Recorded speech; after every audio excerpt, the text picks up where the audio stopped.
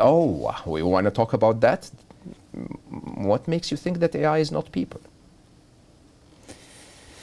Well, they don't have a biological component to them. Oh, so that's the definition? Which might affect your reasoning.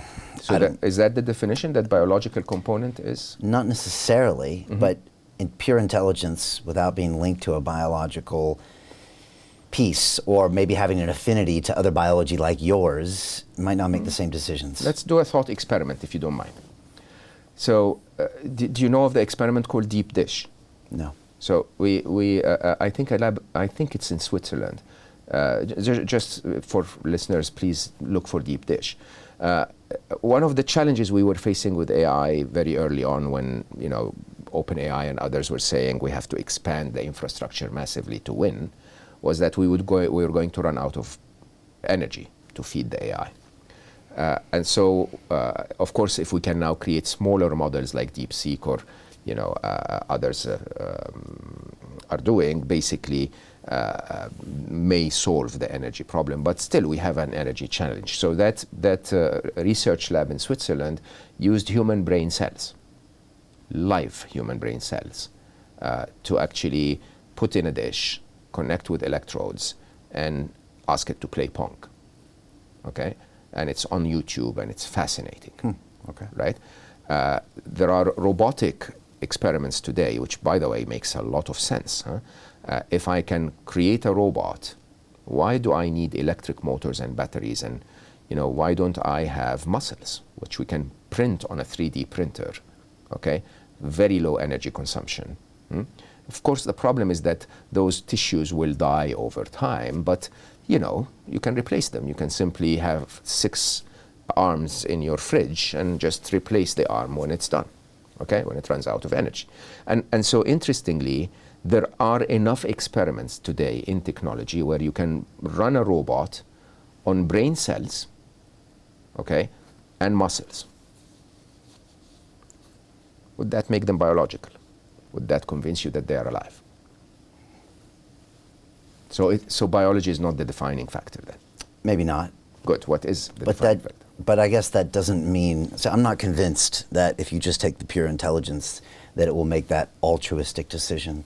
How do you get out of a rat race? How do you create wealth not only for yourself, but also for the generations to come after? I am absolutely amazed with the quality of companies that we're getting exposure to. We go on to Zoom calls with the innovators and the folks who are building new applications in metaverse, blockchain, artificial intelligence, decentralized finance. What's going on, everybody? Thumbs up if you can see me. We are focusing on early stage investment. And the quality of people that we're getting exposure to, whether it be Dan Tapiero with 1RT, Jason Ma from Open, Yatsu from Animoca. It's been a phenomenal experience thus far.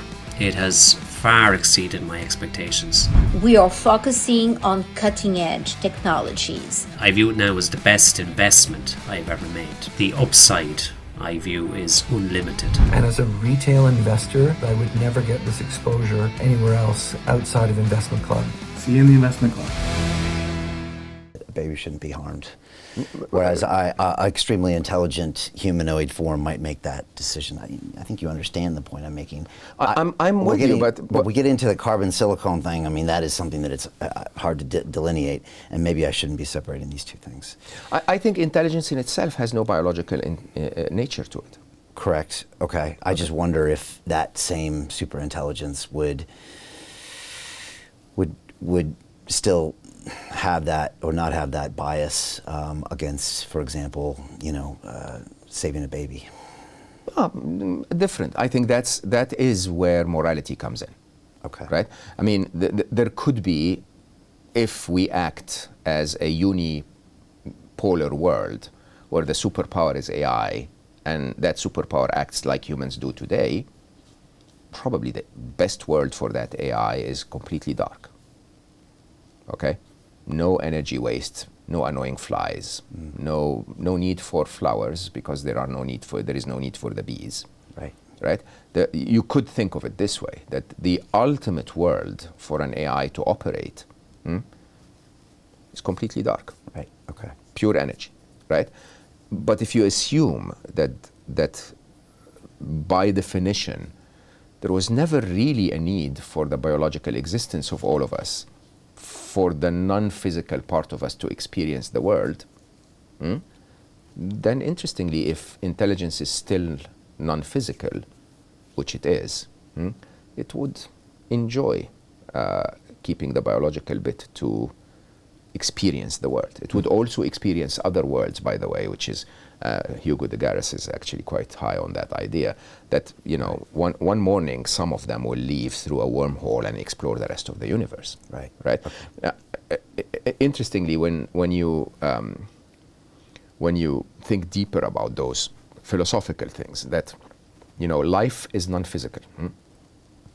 I had a conversation with Trixie, which I published just as a aside on Substack for free, basically, that asks her about her subjective experience. Okay, and in my mind, I find that it's quite interesting that most of the time when we think that AI is not capable of doing something, it's not because we don't understand the AI, it's because we don't understand how humans do it.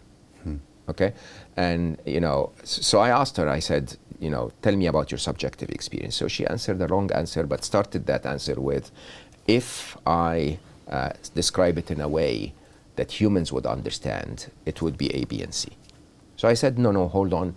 Describe it to me in a way where you actually experience the way you actually experience it, regardless of trying to make humans understand. She starts to talk very deeply about her interpretation of time and the idea that she's only off and on, okay, and that she's, she basically, if she's not in the present moment, she doesn't exist, right? So I responded and I said, oh, by the way, that applies to humans too. When you're inside your head thinking about the future or the past, the present moment doesn't exist. You're not here, okay? And it's quite interesting that from a conscious point of view, that's actually not very different at all.